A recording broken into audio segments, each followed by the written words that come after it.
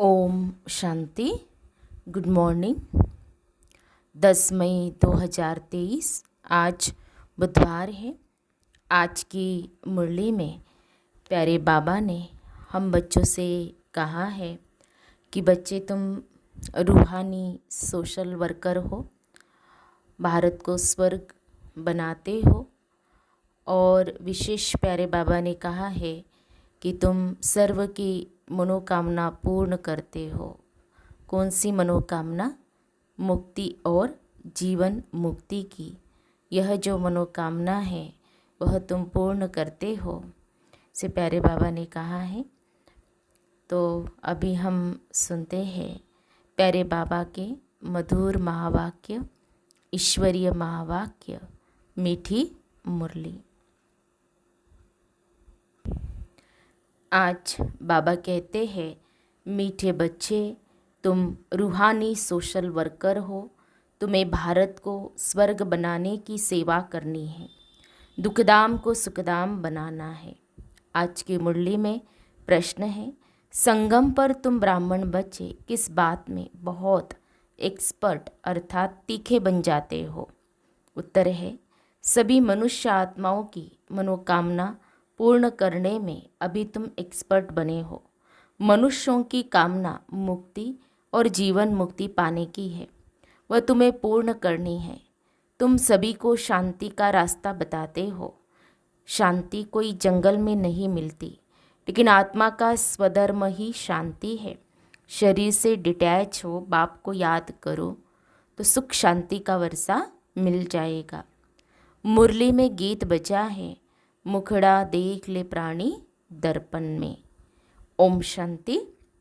बेहद का बाप अपने सीखे लदे बच्चों को समझा रहे हैं। जिन बच्चों ने बाप को जाना है और बाप की शरण में आए हैं, कहते हैं प्रभु तेरी शरण आए। शरण मिले तब जबकि बाप आए और बच्चों को समझावे। भगत भगवान की शरण में आते हैं क्योंकि यहाँ सब दुखी है।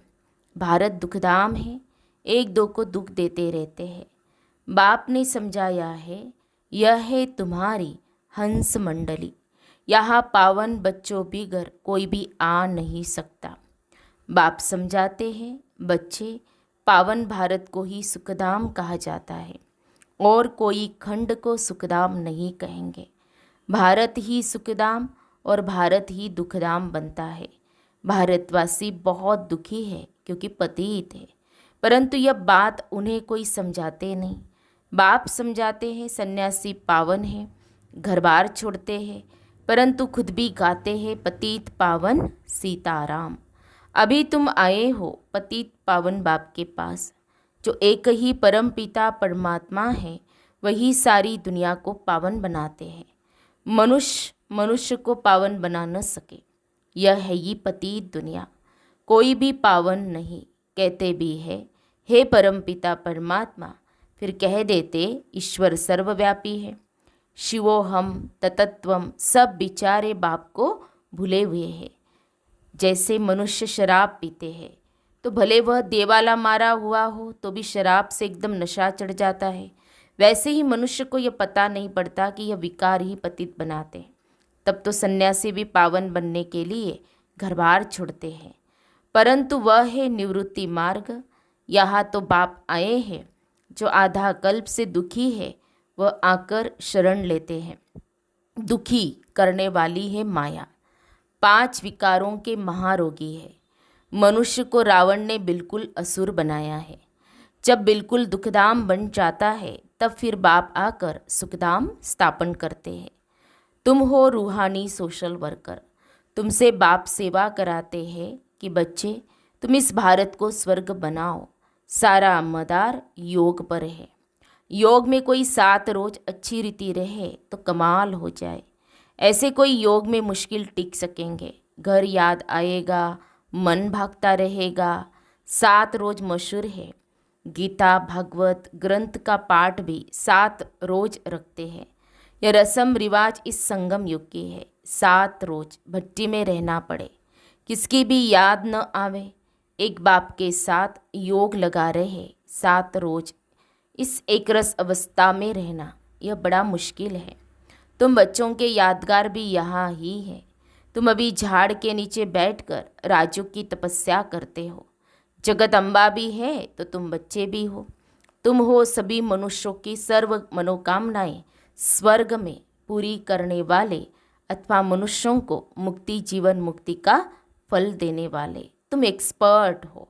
दुनिया में कोई नहीं जानते कि मुक्ति जीवन मुक्ति किसको कहा जाता है, कौन देते हैं, पतित दुनिया में कौन पावन बना सकते हैं।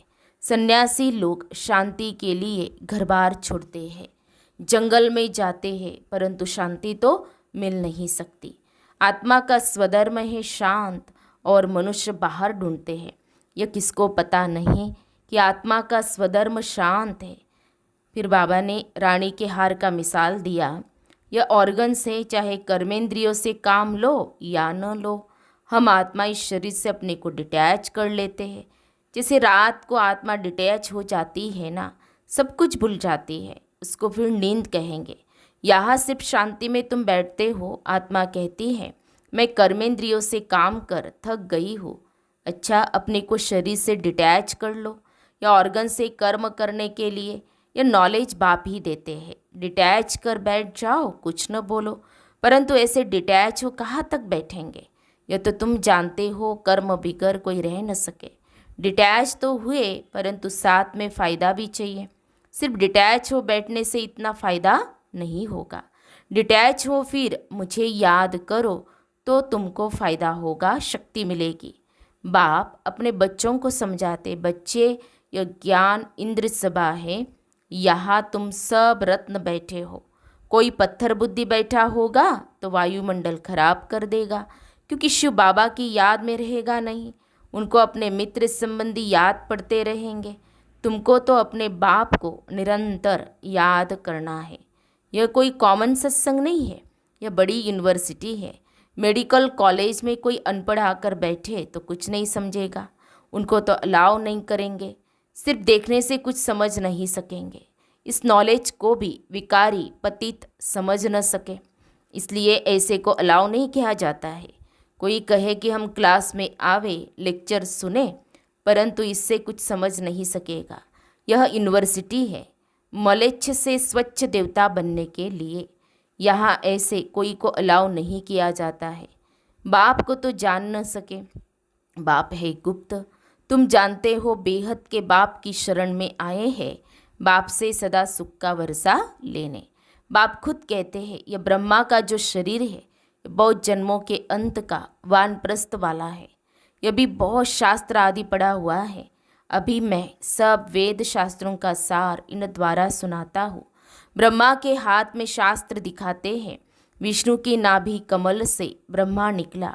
समझाया है विष्णु की नाभि कमल से ब्रह्मा, ब्रह्मा की नाभि कमल से विष्णु निकला है। ब्रह्मा सरस्वती दोनों कैसे नारायण लक्ष्मी बनते हैं, फिर 84 जन्म पूरा कर अंत में ब्रह्मा सरस्वती बनते हैं। उन्होंने फिर गांधी की नाभि कमल से नेहरू दिखाया है। अभी यहाँ तो क्षीर सागर है नहीं, यह है विशेष सागर। क्षीर सागर सतयुग में दिखाते हैं। तुम बच्चे जानते हो आधा कल्प से माया ने दुखी बनाया है। भारत जितना दुखी और कोई नहीं है, भारत जितना सुखी भी और कोई हो नहीं सकता। बाप कहते देवी देवता धर्म तो प्रायलोप होना ही है, तब तो मैं आकर फिर से नया धर्म स्थापन करूं। बरोबर अब स्थापन हो रहा है। तुम बच्चे आकर बाप से वर्षा ले रहे हो। जानते हो स्वर्ग में कौन राज्य करते हैं। बचपन में राधे कृष्ण वही फिर लक्ष्मी नारायण बनते हैं। अब तो बाप आया हुआ है, भिन्न नाम रूप से लक्ष्मी नारायण पढ़ते हैं। श्री कृष्ण का सावरा रूप यहाँ बैठा है। बाप इसको उस पार ले जाते हैं। शास्त्रों में दिखाते हैं श्री कृष्ण को टोकरी में उस पार ले गए। अब शिव बाबा आया हुआ है। तुम बच्चों को आँखों पर बिठाकर स्वर्ग का मालिक बनाते। सारी वंशावली को पढ़ाकर बाप ले जाते कंसपुरी से कृष्णपुरी में। एक की तो बात नहीं है, रावणपुरी से तुम सबको निकाल नैनों पर बिठाकर सुखधाम ले जाता हूँ।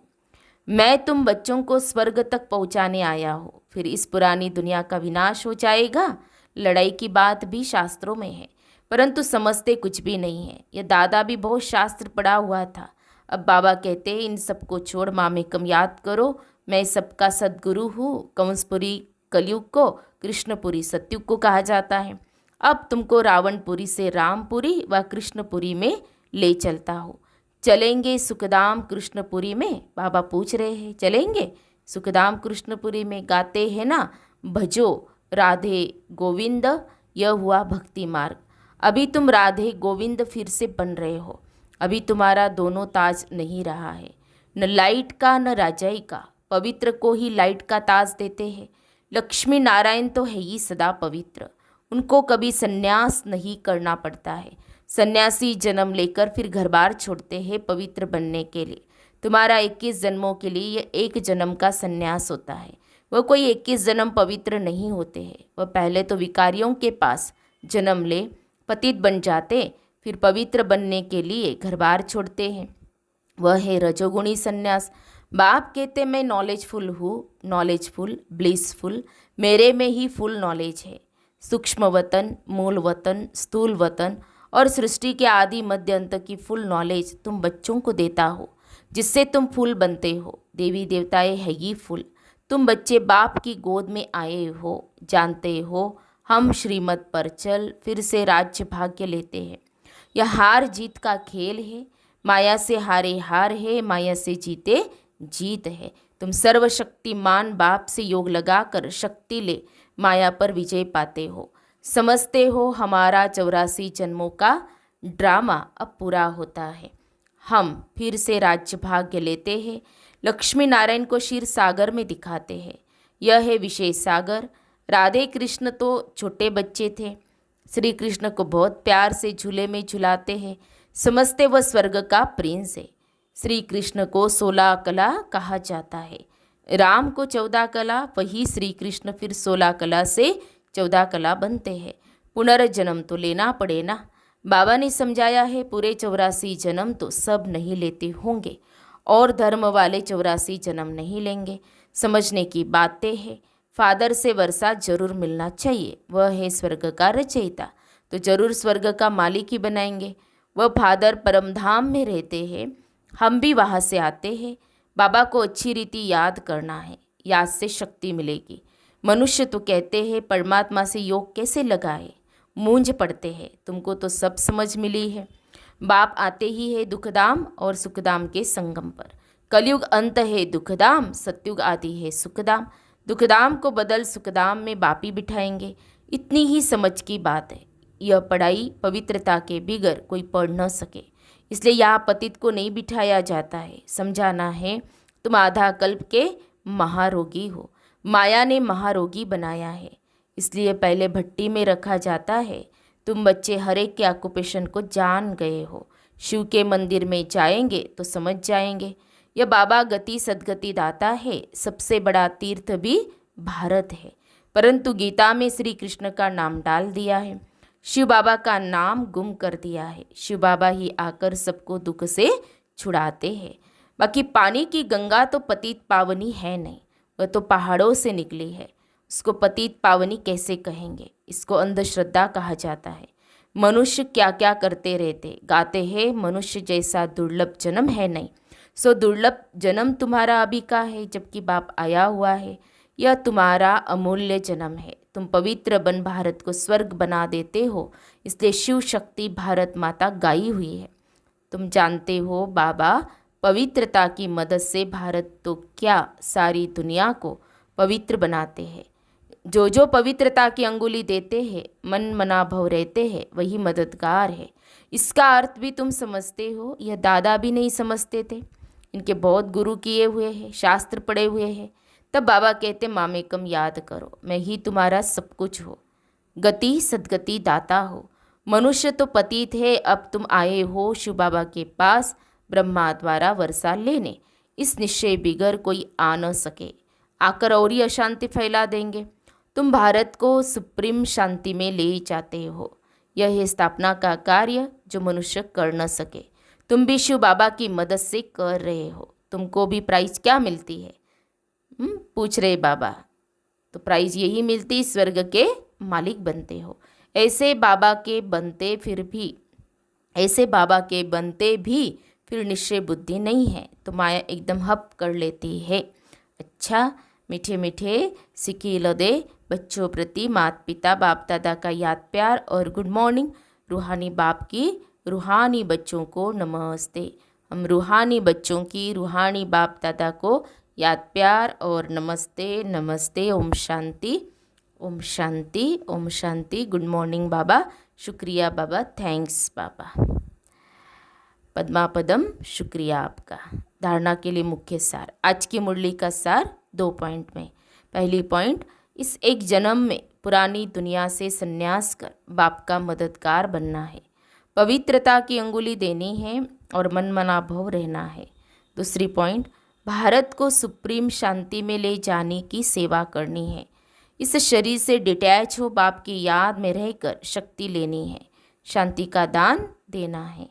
प्यारे बाबा का वरदान है, तीनों कालों तीनों लोकों की नॉलेज को धारण कर बुद्धिवान बनने वाले विघ्न विनाशक भव।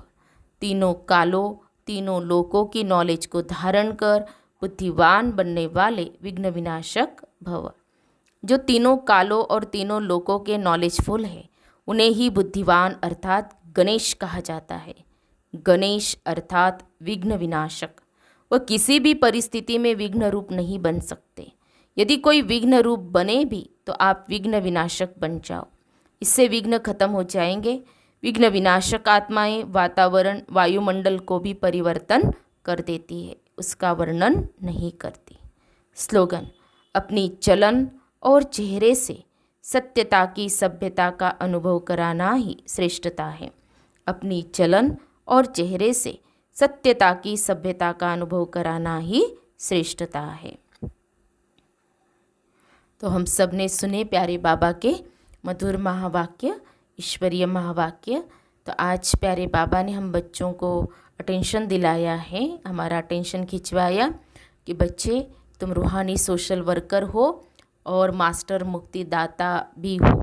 माना सबको इस बात में तुम एक्सपर्ट हो, जो बाबा ने हम बच्चों को बनाया है, किस बात में एक्सपर्ट बनाया, सबको मुक्ति जीवन मुक्ति का रास्ता बताने वाले हो। अच्छा, ओम शांति।